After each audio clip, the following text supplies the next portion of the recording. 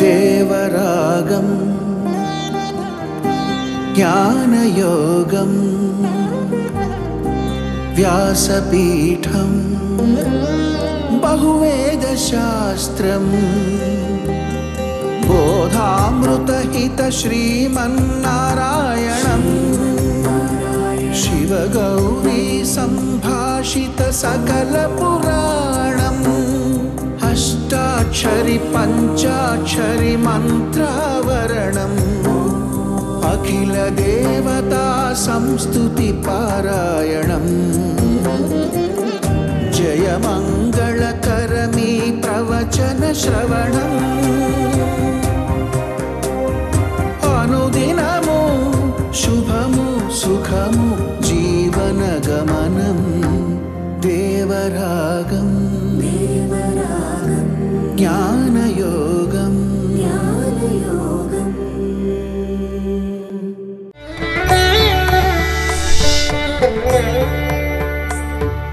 నీళాతుంగస్తనగిరితటీ సుప్తముద్బోధ్య కృష్ణం పారార్థ్యం స్వం శృతిశతశిరః సిద్ధమధ్యాపయంతి స్వోచ్ఛిష్టాయాం సతి నిగళితం యా బలాత్కృత్య భుంక్తే గోదా తస్యై నమైదమిదం భూయ ఏవాస్తు భూయః.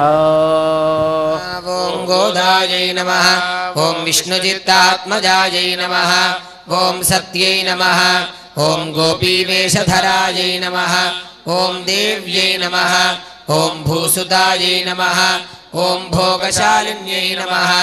ఓం తులసీకాననోద్భూతాయై నమః. ఓం శ్రియై నమః. ధూపమాఘ్రాపయామి. ఓం మూర్ధానందివో అరతిం పృథివ్యా వైశ్వానరమృతాయ జాతమగ్నిం కవిగుం సమ్రాజమతిథింజనానామాసన్నాపాత్రం జనయంత దీపం సందర్శయామి. శ్రియః కాంతాయ కళ్యాణనిధయే నిధయేర్థినాం శ్రీవేంకటనివాసాయ శ్రీనివాసాయ మంగళం. లక్ష్మీచరణలాక్షాంకదాక్షి శ్రీవత్సవక్రసే క్షేమంకరాయ సర్వేషాం శ్రీరంగేశాయ మంగళం. స్వోచ్ఛిష్టమాలికాబంధ గంధబంధురజిష్ణవే విష్ణుజిత్తదనుజాయై గోదాయై నిత్యమంగళం.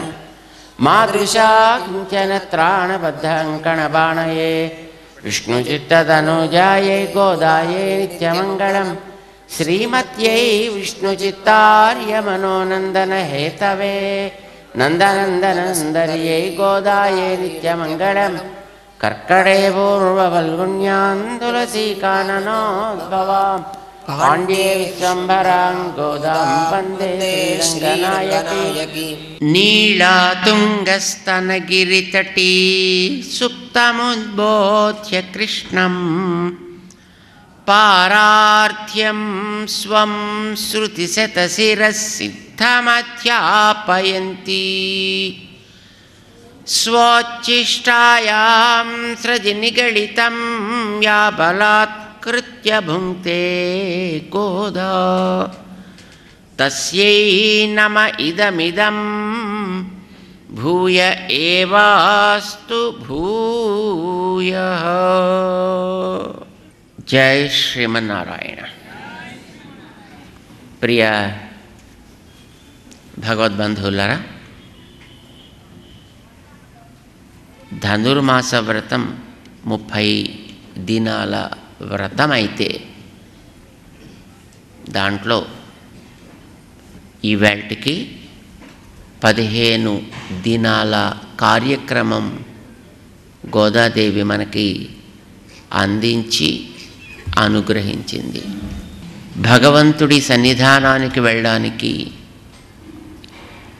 10 మందిని తనతో చేర్చుకుని వెళ్ళాలి అని గోదాదేవి ఆరంభం చేసిన యాత్రలో నిన్నటిదాకా 9 మందిని మేల్కొల్పి తమతో పాటు చేర్చుకుని ఈవేళ 10వ గోపికని తమ దగ్గర చేరకుండా మిగిలిపోయిన వారిలో చివరిదైనటువంటి గోపికని మేల్కొల్పి తనతో పాటు చేర్చుకుంటుంది. ఈవేళటి లేపబడేటటువంటి గోపిక మిగిలినటువంటి గతంలో గోపికల కంటే కొంచెం చురుకైనటువంటి గోపిక, కాస్త మాటకి మాట చెప్పగలిగినటువంటి గోపిక కూడా. మనకి ఇంతవరకు 9 మంది గోపికల్ని మేల్కొల్పినప్పుడు లోపల ఉండేటటువంటి గోపికతో ఇలా తెల్లవారింది లే అనంటే ఆవిడేం మాట్లాడదు, లోపల గోపికలు ఏం మాట్లాడరు. అయితే ఎందుకు మాట్లాడటం లేదు, పోనీ లేచి ఎందుకు రావటం లేదు అంటే బహుశా ఇలాంటి కారణం చేత ఆవిడ లేచి రావటం లేదు. పక్షులు అరుస్తున్నాయి, లేవద్దా అన్నారు, లేవలేదు. ఓహో, నువ్వు లేవలేదంటే బహుశా ఇలా అనుకుని ఉంటావు. ఏమని? మీరంతా చెట్ల కింద తిరుగుతుంటే ఆ పక్షులకి నిద్ర కూడానా? అవేం పడుకుని మళ్ళీ తెల్లవారగట్ల లేవడం అలాంటిదేం లేదర్రా.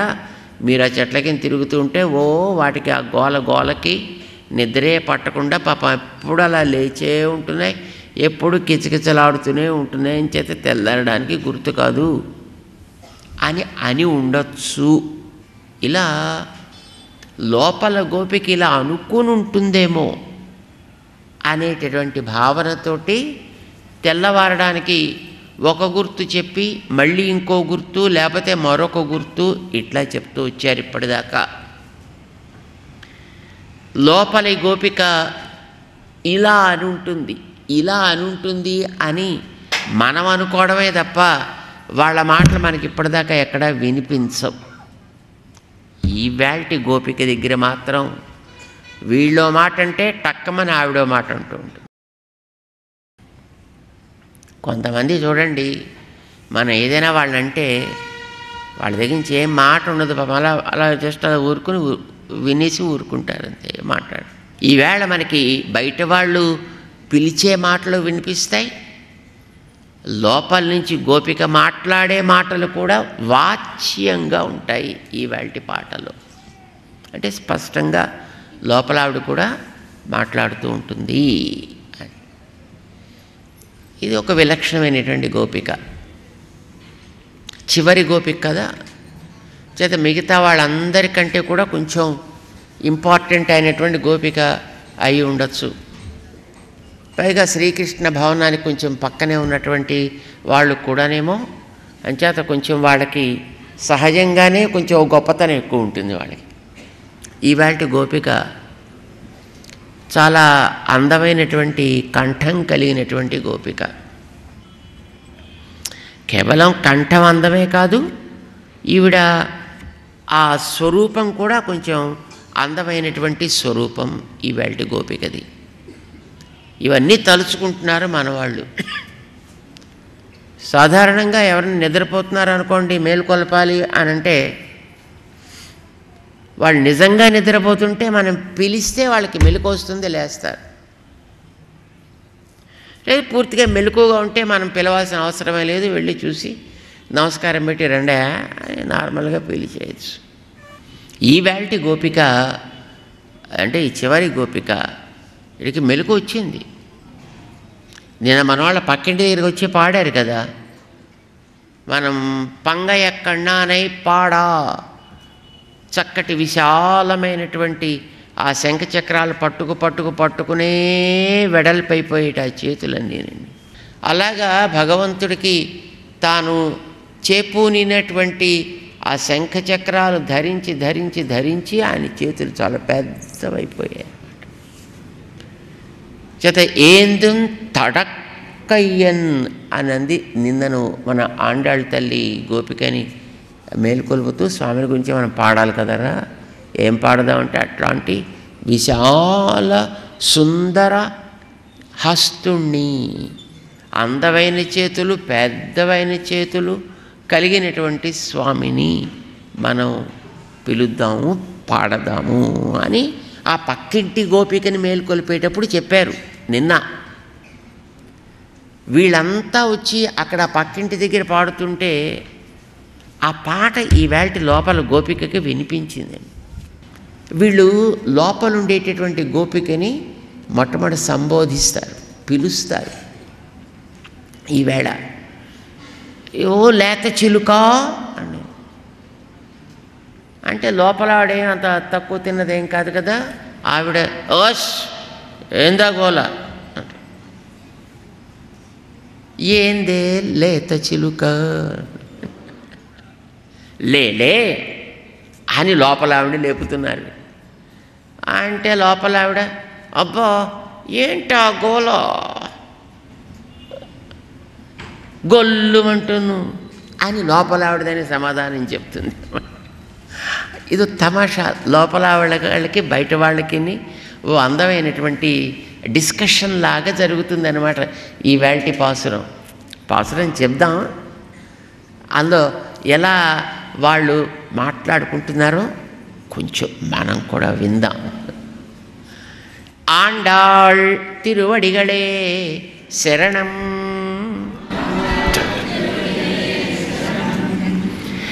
ఎల్లే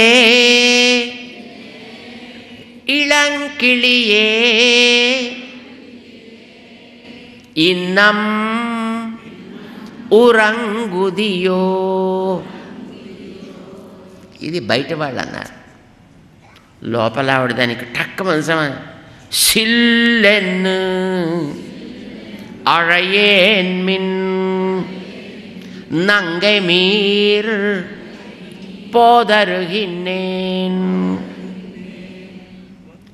అయిపోయింది. బయట వాళ్ళకి సమాధానం చెప్పేసింది ఆవిడ. బయట వాళ్ళు ఊరుకోలే.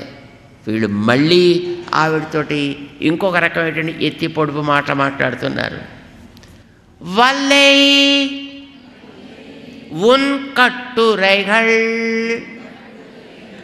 పండే ఉన్ వాయ్ అరిదుం.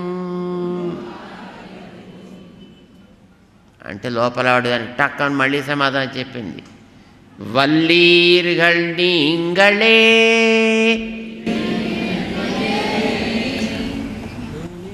అయిపోయింది అక్కడికి. అమ్మో ఏమిటి ఇలాగా డిస్కషన్, వాళ్ళోటంటే నేనోటి, నేనోటంటే వాళ్ళోటి. సర్లే నేనే ఊరుకుంటా. నేనే వాదులు ఆడుతున్న కొద్దీ వాదాలు ఇంకా పెరుగుతాయి, తరగవు. ఒకళ్ళు మాట్లాడకుండా ఊరుకుంటే ఆటోమేటిక్గా అవతల వాడిది అయిపోతుంది. అంచేత నేనే ఒప్పేసుకుంటా. ఇంకెక్కువగా వాదాన్ని పెంచనివ్వద్దు అని లోపలవాడు ఒప్పేసుకుంటుంది. నానేదాన్ ఆయుడుగా అంటే బయట వాళ్ళేం వదలలేదండి.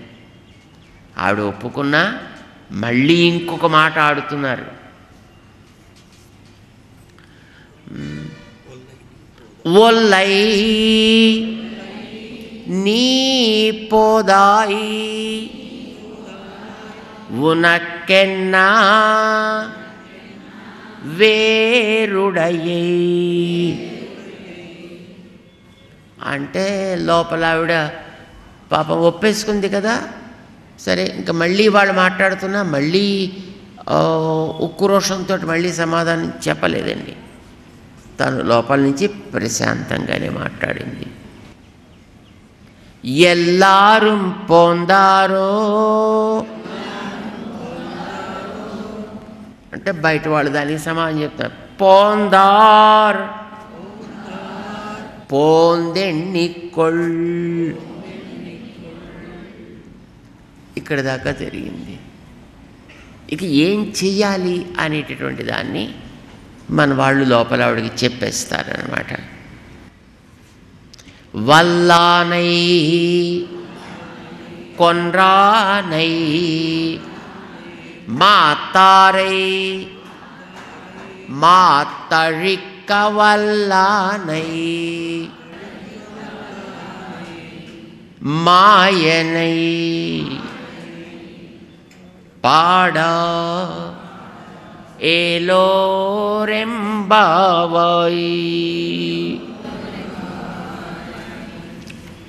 ఇది పాసురం. లోపల గోపిక, అవతల వాళ్ళని ఊడుకోబెట్టడం బాగా తెలుసునండి వీడికి, రాముడిలాగా.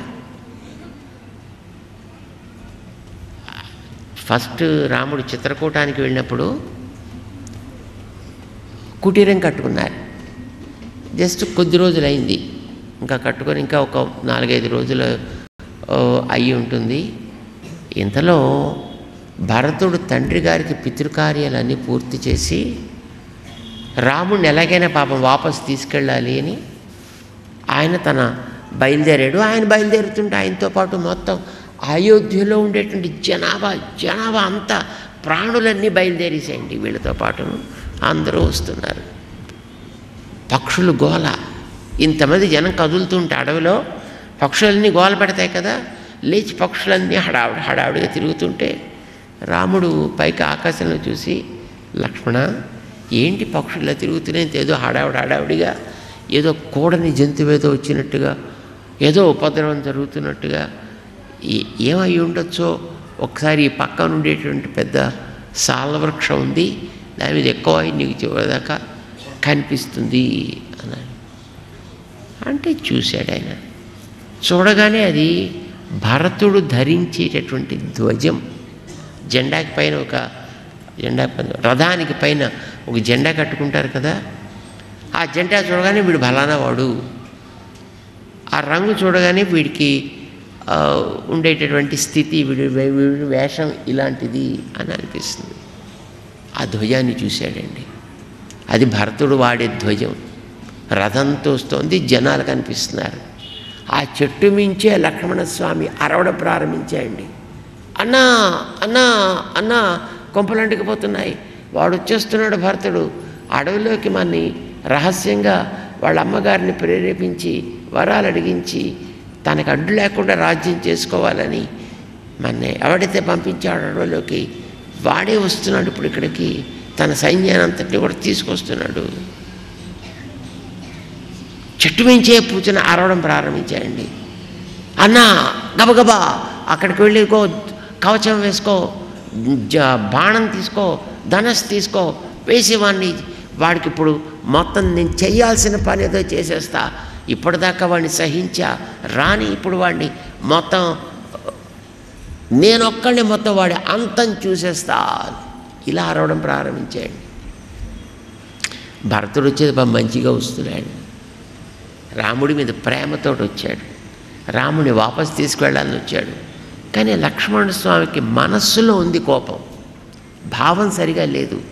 దాంతో అతను తప్పు చేస్తున్నట్టుగా అనిపించింది. భరతుడు రాముణ్ణి ఏమైనా చేయడానికి వస్తున్నాడేమో అని అనుకున్నాడు. ఇప్పుడు నాకు టైం వచ్చింది కదా, చూపిస్తా భరతుడికి నా సంగతి ఏమిటో అంటున్నాడు చెట్టు మించి కూర్చుని. రాముడు మంచి మాటకారి, అలాంటి మాటకారులకి ఎట్లా సమాధానం చెప్పాలో కూడా తెలిసినటువంటి వాడండి రాముడు. చూశాడు ఆయన, లక్ష్మణ భరతుడు వస్తున్నాడా, అలానా, అవునా వచ్చేస్తున్నాడు, త్వరగా ప్రిపేర్ అవ్వాలి, నాకు ఒకసారి కిందకి దిగిరా, ఆ చెట్టు మించి ముందర కిందకి దిగవాయి. సరే దిగాడు, కానీ చిందులు వేస్తున్నాడు బాబా లక్ష్మణ స్వామి. భరతుడే స్వయంగా వస్తుంటే ఈ చిందులు ఎందుకో, లేదు మన్ని తొలగించేసి నిర్మూలన చేసి మన ఇద్దరే ఉన్నాం కదా ఇక్కడ, అంచేత మన ఇద్దరిని ఫినిష్ చేసేసి నిష్కంటకంగా రాజ్యాన్ని పాలించుకుందామని ఆశ చేత వస్తున్నట్టున్నాడు. చాలామంది జనాన్ని వేసుకోమని వస్తున్నాడు, త్వరగా తయారవన్నా. రాజ్యం కోరి వస్తున్నాడు ఆ భరతుడు, ఇచ్చేద్దాం, రాజ్యం కోరి అని వస్తున్నాడు, ఇచ్చేద్దాం. అదేంటన్నా అలా అంటావని. అవునయ్యా, రాజ్యం మీదే కోరికొన్నట్టయితే రాజ్యాన్ని హాయిగా తీసేసుకోమందాం, ఏమైంది, అలా ఎలా ఇస్తామన్నా, వద్దా ఇవ్వద్దా, పోన్లే పని చేద్దాం, నీకు ఇచ్చేమని చెప్తా. భరతుడు వస్తాడు కదా, రాజ్యం అస్మై ప్రదీయతాం అని నేనంట, భరత రాజ్యం లక్ష్మణ స్వామికి ఇచ్చేవాయ్, బాగా చూసుకుంటాడు, సమర్థుడు అంట. భరతుడు ఏమంటాడు తెలిసిన, భరతుడు ఏం ఒప్పుకోడు. అయ్యో, భరతుడు వెంటనే ఏమంటాడంటే బాఢం ఇత్యేవ వక్ష్యతి. నాకెందుకు లక్ష్మణ, నువ్వే రాజ్యం తీసుకోవయా అంటాడు భరతుడు. కనుక లక్ష్మణ, అప్పుడు చక్కగా నువ్వు వెనక్కి వెళ్ళి అయోధ్య నగరానికి రాజుగా పట్టాభిషిక్తుడివై రాజ్యం పాలిస్తుంది, కానీ భరతుడు నాతో పాటు ఉంటాడులే అన్నాడండి రాముడు. నీకు 10గురితో ఎట్లా కలిసి మెలగాలో తెలిస్తే జీవితం సుఖంగా సాగుతుంది. కనిపించే 10గురితోటే పడని బతుకైతే నీవు జీవితంలో నీకు సుఖం ఉండదు, ఇక్కడి నుంచి పోయాక అంతకంటే సుఖం ఉండదు. నచ తత్ప్రేత్య నో ఇహ, వాడికి ఇక్కడ సుఖం లేదు, అక్కడ సుఖం లేదు. మొట్టమొదటి మనకు అలవాటు అవ్వాల్సింది, చివరిదాకా మనలో ఉండాల్సింది కూడా మన చుట్టూ ఉండేటటువంటి సమాజంతో కలిసి ఉండగలుగుట, నలుగురితో కలిసి పంచుకొనగలుగుట, నలుగురితో కలిసి జీవించగలుగుట, నలుగురితో కలిసి సుఖించగలుగుట. అయితే దానికి చాలా అడ్డులు వస్తాయి. అలా ఉండాలని అనుకుంటే మనలో ఉండేటటువంటి ప్రకృతి అడ్డొస్తుంది, మన కర్మలు అడ్డొస్తాయి, మన వాసనలు అడ్డొస్తాయి, మన రుచులు అడ్డొస్తాయి, మనలో బోళ్ళని ఉన్నాయి కనుక ఇవన్నీ అడ్డొస్తాయి. కానీ నీకు ఆ భగవంతుడి మీద ఉండే విశ్వాసం చేత నువ్వు సహవాసం చేసిన వ్యక్తులు భగవద్భక్తులు కనుక అయినట్టయితే క్రమంగా అవన్నీ ఆయనే తొలగిస్తాడు, నీకు బెంగక్కర్లేదు అని చెప్పటానికి పూతన సంహారం చెప్పారు. మధ్యలో ప్రకృతి ప్రభావాన్ని తీస్తాడు, శకటాసుర భంజనాన్ని చెప్పారు, మనలో ఉండే కర్మల యొక్క పట్టుని మనకు అంటుకోకుండా చేస్తాడు, మనలో ఉండేటటువంటి గేదెలని ఆవుల్ని చూపించారు అండి. అంటే మనలో ఉండే తామస ప్రవృత్తులు తొలగిస్తారు, సాత్విక ప్రవృత్తులు కలిగేటట్టు చేస్తారు, మన హృదయాలన్నీ భగవద్గుణములతోటి నిండేటట్టు చేస్తారు. భగవంతుడిని మనం ఇక్కడ కూర్చున్నా ఎక్కడ కూర్చున్నా మన కంటెదుట నిలబడ్డట్టుగా దర్శించగలిగే, సాక్షాత్కరించగలిగేటటువంటి ఒక శ్రద్ధ, ప్రేమని మనలో పుట్టిస్తారు. ఇవన్నీ వాళ్ళు మన ఆచార్యులు క్రమంగా మనకు కలిగించేటటువంటి ఉపకారములు. ఇది మనం జ్ఞాపకం పెట్టుకోవాలి. అవి ఇలా ఉంటాయి అని మన ఈ చివరి గోపికని లేపుతూ, ఇదంతా భగవంతుడు మన కోసం చేసేది. ఎక్కడ చేస్తాడు ఇది? ఇక్కడ చేస్తాడు. ఇక్కడంటే ఈ హృదయం అనే మధురలో చేస్తాడు. మాయ చేసిందంటే ఎక్కడ చేసేయండి? ఆయన పుట్టింది మధురానగరపు జైల్లో కదండి. మధురానగరం జైల్లో పుట్టినప్పుడే వెళ్ళిపోయాడు, అక్కడి నుంచి రేపల్లికి వెళ్ళిపోయాడు. 15 ఏళ్ళు రేపల్లిలో ఉన్నాడు. ఈ 15 ఏళ్లలో ఉండేటప్పుడే కంసుడి దగ్గరుండే వాళ్ళందరినీ మొత్తం తొలగించాడండి. తిరిగి మళ్ళీ తాను మధురకు వచ్చాడు, కంసుడిని కూడా తీసేశాడు. ఊరు బాగుపడింది, ఉగ్రసేనుణ్ణి రాజుని చేశాడు, తను మానంతనున్నాడు. మధురా నగరాన్ని నాశనం చేయలే, మధురలో ఉండే దుష్ట పాలనని తీసేశాడు, మధుర మంచి పాలకుల చేతుల్లో ఉండేట్టు చేశాడండి. అంతే కదండి. ఇది భగవంతుడు చేసే ఉపకారం అన్నమాట. భగవంతుడు మహానుభావుల హృదయాల్లో పుడతాడండి. ఆయన మంత్రము ద్వారా పుడతాడు. ఆ మంత్రం ద్వారా పుట్టిన ఆయన ఒక కాల ప్రవాహంలో మన గురువుల దాకా వచ్చి గురువుల నుంచి మనకు అందుతాడండి. ఇది మధుర. ఈ మధురా నగరంలో మన దగ్గర ఇక్కడ విషయాలున్నాయి, విషం పూసుకున్న పూతంలాగా. సంచితాలు, ప్రారబ్ధాలు అనే కర్మలున్నాయి, ఈ బండిని నడిపే శకటాసురులాగా.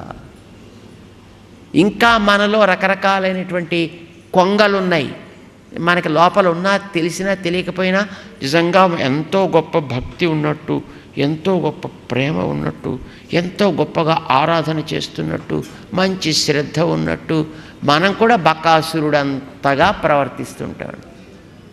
మన చుట్టూ చూసేవాళ్ళు మనని చేసి చూడగానే అయ్యి బాబో ఏమిటి వీళ్ళలో భక్తి ఇలాగ పొంగి పొంగి ప్రవహిస్తోంది ఏమిటి, ఇలా చేతులతో రాసి తీసుకోగలిగినంత భక్తి వీళ్ళలో ఉంది అన్నట్టుగా ఉంటామండి మనం. మనం చేసేటటువంటి పూజలు, పునస్కారాలు, జపాలు, ధ్యానాలు ఇవన్నీ అంతలా ఉంటాయండి. కానీ అవి ఎంతవరకు నిలకడగా ఉంటాయి? ప్రసాదం దొరికేదాకా ఉంటాయండి. అది దొరకగానే ఇవన్నీ పోతుంటాయి మనలో. ఏకాదశి వచ్చినప్పుడు తెలియాలండి మనకి ఎంతవరకు ఉంటాయో. ఏకాదశి వచ్చినా మన వాళ్ళు వంటశాల ఆగలేదండి. ఆగలేదు కాదండి, రోజు కంటే ఆ రోజు ఇంకో బస్తా ఎక్కువ ఉడికిందండి. అంచేతే మనలో ఉండేటువంటి కొంగ ప్రవృత్తులు ఎలా ఉంటాయి? ఈ కొంగ ప్రవృత్తుల్ని కూడా భగవంతుడి యొక్క గుణములని మనకి నేర్పిన మహనీయుల యొక్క తోడ్పాటు ఉంటే అవి కూడా క్రమంగా తగ్గుతాయి. వాటిని కూడా మారుస్తాడు, ఇందులోంచి తీసేస్తాడు. గుర్రాలుంటాయి ఇందులో, మన ఇంద్రియాలనేవి, అవి రకరకాలుగా పరుగులు పెడుతుంటాయి. వాటిని కూడా క్రమబద్ధం చేస్తాడు. ఎటు పరిగెట్టాలి, ఎలా పరిగెట్టాలి, వాటిని జాగ్రత్తగా చూస్తాడు. ఇవన్నీ మన లోపల ఈ మధురా నగరంలోంచి క్లీన్ చేసేసి పెద్దల సహవాసం మనకు ఉండేటప్పుడు అక్కడ ఉండేటటువంటి వాడు ఇక్కడికి వచ్చి ఇవన్నీ కూడా తొలగించి చివరికి దీన్ని పాలించే రజోగుణం అనేటటువంటి కంసుణ్ణి కూడా దీన్ని నాశనం చేసి ఇందులో ఉండేటువంటి రాజస ప్రవృత్తులు తొలగించి ఉగ్రసేనుడు అనేటటువంటి వాడిని రాజుని చేస్తాడు. లంకా నగరాల్లో చూడండి, రావణాసురుని తీసేసి విభీషణుని పెట్టాడు. వాళ్ళవాడే ఉండాల్సింది, కానీ విభీషణుడు మంచివాడు, మంచి రాక్షసుడు. అలాగే ఉగ్రసేనుడు మంచివాడు.